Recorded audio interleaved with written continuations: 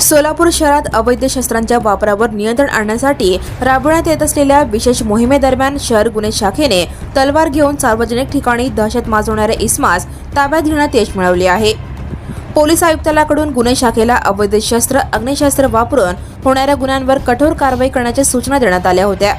त्या अनुषंगाने गुन्हे शाखेचे सहाय्यक पोलीस निरीक्षक शंकर धायगुडे व त्यांच्या पथकाला दिनांक 4 एप्रिल रोजी खात्रीशीर माहिती मिळाली की संत तुकाराम चौकाजवळील एसटी स्टँड क्रमांक 2 समोर गुरु नानक चौकाकडे जाणाऱ्या रस्त्यावर एक इसम हातात लोखंडी तलवार घेऊन आरडाओरडा करत दहशत निर्माण करत आहे।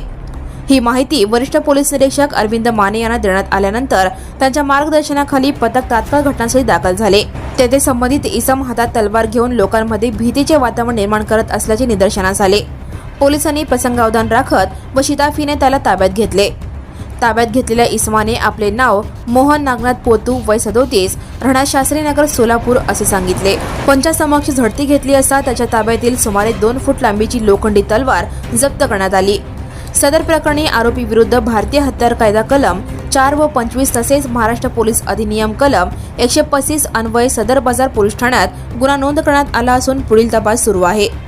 ही कारवाई पोलीस आयुक्त एम राजकुमार, पोलीस उपायुक्त गुन्हे डॉक्टर अश्विनी पाटील, सहाय्यक पोलीस आयुक्त राजन माने व वरिष्ठ पोलीस निरीक्षक अरविंद माने यांच्या मार्गदर्शनाखाली पार पडली। या पथकात सहाय्यक पोलीस निरीक्षक शंकर धायगुडे यांच्यासह अंकुश भोसले, शैलेश बुगड, राजू वाघमारे आणि अभिजित धायगुडे यांनी सहभाग घेतला। Now and press the bell icon. Never miss a